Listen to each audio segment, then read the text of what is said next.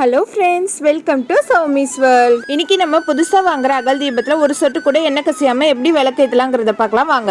புது விளக்க ஒரு 8 hours தண்ணியில் நல்லா ஊற வச்சு நல்லா காய வச்சு எடுத்து வச்சிருக்கேன். இந்த விளக்கோட பேக் சைடில் உங்ககிட்ட என்ன நெயில் பாலிஷ் இருக்கோ அந்த நெயில் பாலிஷை நல்லா பெயிண்ட் பண்ணி வச்சுக்கோங்க. நல்லா காய விட்டுடுங்க.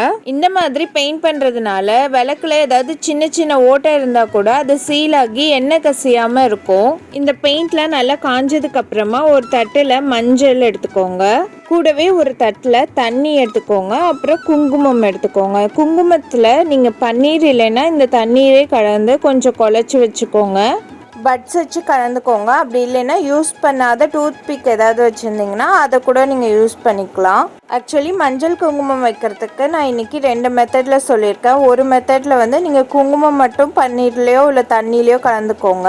இப்போது பெயிண்ட் பண்ண அகல் விளக்கு எடுத்து தண்ணியில் நனைச்சிட்டு அப்படியே மஞ்சளில் நனைச்சிங்கன்னா மஞ்சள் அழகாக ஒட்டிக்கும். இப்போ பட்ஸால் அந்த கலந்து வச்சுருக்க குங்குமத்தை வச்சிங்கன்னா ரொம்பவே அழகாக இருக்கும். இதை நீங்கள் 3 இல்லைன்னா 5ன்னு அந்த மாதிரி போட்டு வச்சுக்கலாம். நான் இன்றைக்கி 3 போட்டு வச்சு உங்களுக்கு காமிச்சிருக்கேன். பெரிய கார்த்திகை தீபத்துக்கு முன்னாடி நாளே நீங்கள் இந்த மாதிரிலாம் போட்டு வச்சு விளக்குலாம் ரெடி பண்ணிட்டீங்கன்னா நெக்ஸ்ட் டே உங்களுக்கு கொஞ்சம் ஈஸியாக இருக்கும்.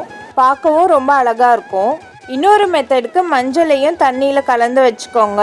இப்போ பட்ஸ் யூஸ் பண்ணி மஞ்சள் குங்குமம் போட்டு வச்சுக்கலாம். இந்த மாதிரி மஞ்சள் குங்குமம் தண்ணீரில் கலக்கும் போது பச்சை கற்பூரம் ஜவ்வாது சேர்த்துக்கிட்டிங்கன்னா இன்னுமே வாசனையாக இருக்கும். விளக்கு நல்லா காஞ்சி பொட்டெல்லாம் வச்சதுக்கு அப்புறமா கூட அதில் சின்ன சின்ன ஓட்டைகள் இருக்கிறதுக்கு நிறைய வாய்ப்பு இருக்குது. அதனால நம்ம வீட்டில் இருக்க ஏதாவது ஒரு பவுடரை யூஸ் பண்ணி நீங்கள் அதை நல்லா ஸ்ப்ரெட் பண்ணி விட்டுட்டிங்கன்னா கண்டிப்பாக ஒரு சொட்டு எண்ணெய் கூட கீழே சிந்தாது. அதை நான் செக் பண்ணுறதுக்கு ஒரு டிஷ்யூ பேப்பர் வச்சு நான் உங்களுக்கு செக் பண்ணி காமிக்கிறேன் பாருங்க. விளக்குல ஃபர்ஸ்ட் எண்ணெய் ஊத்திக்கோங்க. எண்ணெய் முழுசா ஊத்தாம முக்கால்வாசி ஊத்திட்டு அதுக்கப்புறமா நீங்க திரி போட்டுக்கோங்க. பஞ்சு திரியா யூஸ் பண்றது ரொம்பவே நல்லது.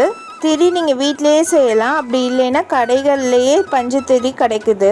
இந்த மாதிரி திரியை 2ஆ மடித்து அதுக்கப்புறமா திரிச்சிட்டு சேர்த்துக்கோங்க. கொஞ்சமாக கற்பூரம் நுணுக்கி அந்த திரியோட முனையில் நீங்கள் லேசாக தடவுனீங்கன்னா விளக்கு ஏற்றும் போது டக்குன்னு பிடிக்கும். இப்போ நான் விளக்கு ஏற்றிட்டு கொஞ்ச நேரம் கழிச்சு விளக்கை எடுத்துட்டு காமிக்கிறேன். ஒரு சொட்டு எண்ணெய் கூட அந்த டிஷ்யூ பேப்பரில் இருக்காது. இந்த வீடியோ உங்களுக்கு பிடிச்சிருந்ததுன்னா லைக் பண்ணி உங்கள் ஃப்ரெண்ட்ஸ் அண்ட் ஃபேமிலி கூட ஷேர் பண்ணுங்கள்.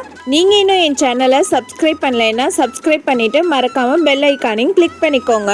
இந்த வீடியோ பற்றின உங்களோட கருத்துக்களை கமெண்ட் செக்ஷனில் சொல்லுங்கள். தேங்க்ஸ் ஃபார் வாட்சிங். பாய்.